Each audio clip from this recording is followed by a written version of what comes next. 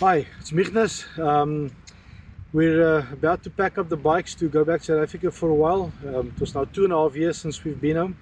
But while we have the time, we're packing up. I thought, and it's something I wanted to do for a long time, so just quickly go through the tools and the stuff that we have on the bikes.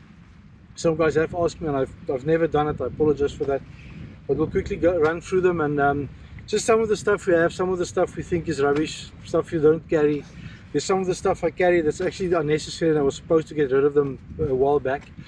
Basically, I pack some tools and some spares for some continents. So for South America, the DRs are there's like Peru, Colombia, those places you can buy DR spares. But in Argentina, these places, Chile, it's difficult to find spares. So some of the spares I'll carry specifically for that period of time. When we go to Europe or somewhere else with the DRs, I won't carry shock spares, for example, because there's people there that can service a shock quite easily.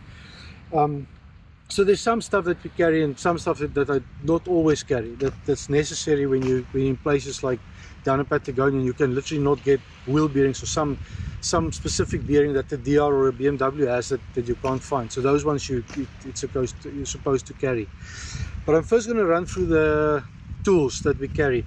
This is about 3.5 kilos.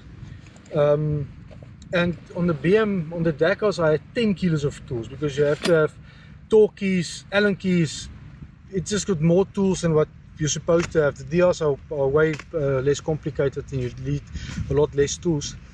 The other thing is also that most motorcycles use today a lot of the same tools. So it's a 10, a 13, 15, a 17 spanner with a ring. So there's a lot of the tools that you can get and make up a toolkit that can actually work on two different bikes, except for the BMs, for example. You have to have a lock nut for the shaft itself or something like that. But okay, I'm going to run through the tools with you firsthand. First of all, I carry a pair of gloves, not because I'm scared of my nails, because sometimes like 2 months ago in Argentina, we had 40 degrees heat. The tire tools heat up so quick that it's just crazy. You can't touch the stuff in the sun. All right, this is the tools we have with us. Leatherman, because it's suppliers, it does a lot of stuff. So this I've been using for many years, and it will always be with us because it's got multiple uses to have a Leatherman. The second one is a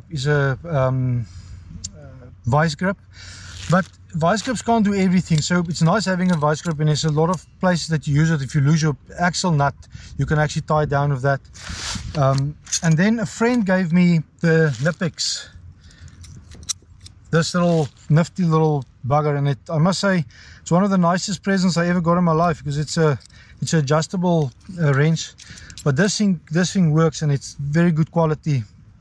Strictly speaking, I don't need both of them, but I got this from a friend, so they will stay in the kit. The spanners I've got with me, 19 uses on the yoke, on the shock yoke, the 17, 13, 15, 13, 12, 14, and the 14 actually we also don't need, but I got it. And that's it. These will also work on most bikes. Most bikes use them. A set of Allen keys, a torque bar for the sockets, and the sockets again I've only got. Okay, here's another thing. Use a little magnet, because it keeps the stuff together, especially when you're in sand and stuff. You can keep it, the stuff stays together. But again, 10, 12, the 10th millimeter, 12, 17, 13, and a little bit of an extension. And then a small ratchet. It can take both, although there's better smaller ratchets I think that can be used on a bike. You don't need to have crowbars and stuff on a motorcycle to have that.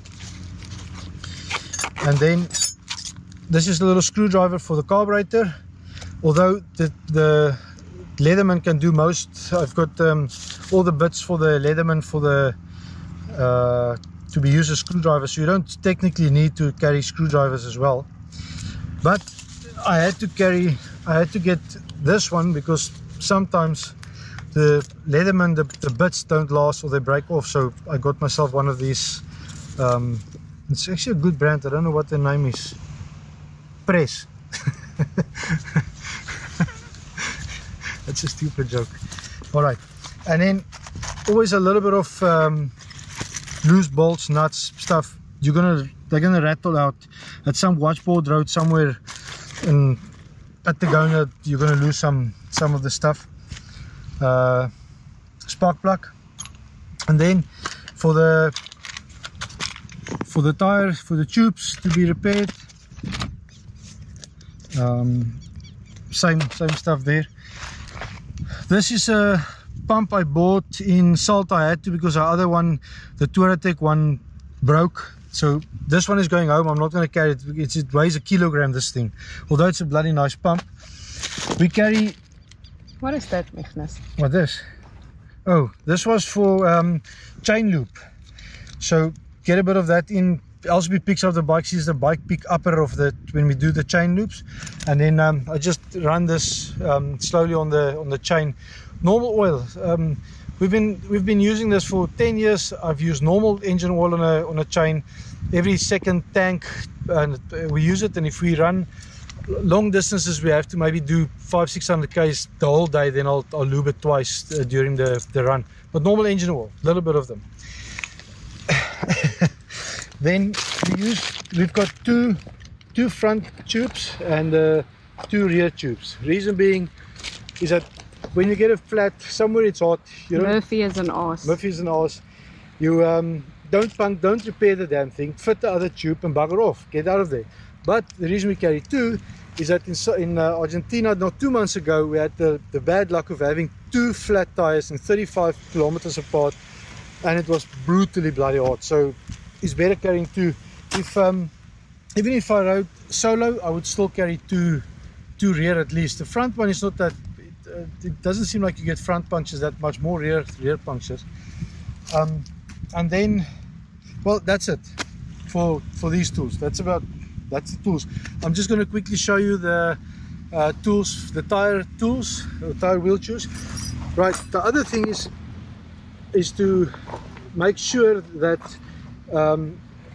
get a stretcher like this to pack the tools properly, because they will rattle anything. It will break. This stuff will go through any fabric if you don't pack them up properly. So I'll show you how to do that just in a second.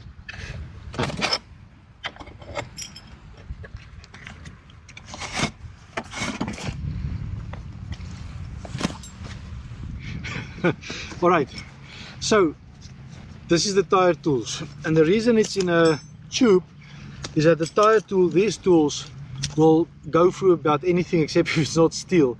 So if it rattles somewhere in a bag or in your tool tube, they will damage everything. So I've packed them in a cut-off tube, no problem. You don't hear them rattle as well if they do. And then I still tie them down with a Velcro piece. I love Velcro. The Velcro just, man, you can use it for anything. So the tire tool thing, there's, and I'll get to this just now. There's the tire tools, and then that, and that's basically, so this is for the rear axle. I got these 2 tire levers with the bike I bought, and it's here. I don't use them because they have a habit of pinching tires, this flat stuff. And then the Motion Pro Beat Pro, this is aluminium. This thing is incredible. I can take any tire from a rim with this stuff. There's a little trick to it, but even a 150 BMW tire, I don't care, I'll take it off with this. And this is what I use to change tires. There's a bit of a trick to all of this, but if you know how to change tires, this is what you need. I don't strictly need it, but they weigh nothing, and I got them in the kit, and then I saw off this one because I only use that for the rear axle. This is a little bike stand. Oh damn! Well, and you basically set it where you want. That goes in there.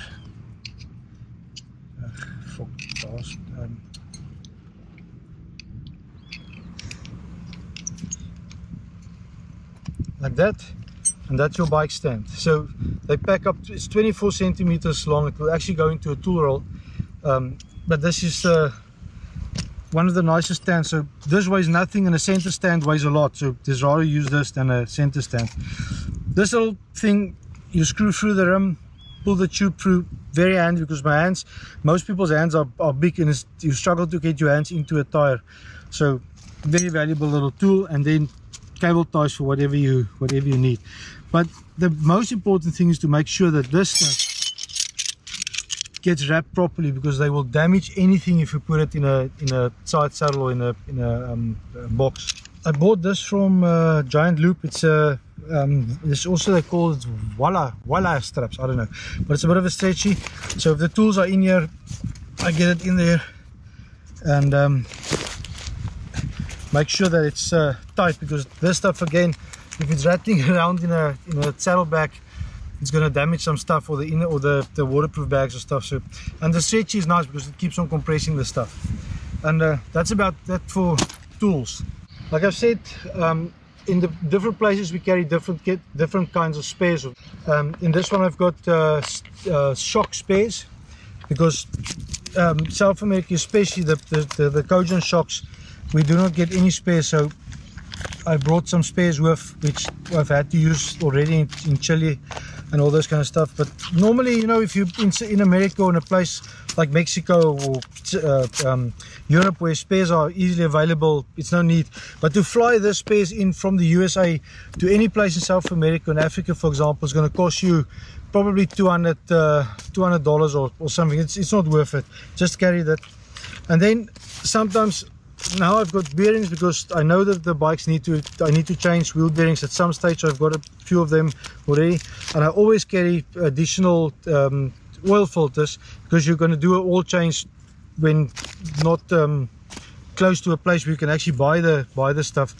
Multimeter, don't necessarily need it, but I've used it in the past once or twice. And then just duct tape and stuff to fix tubes with, and that's about it.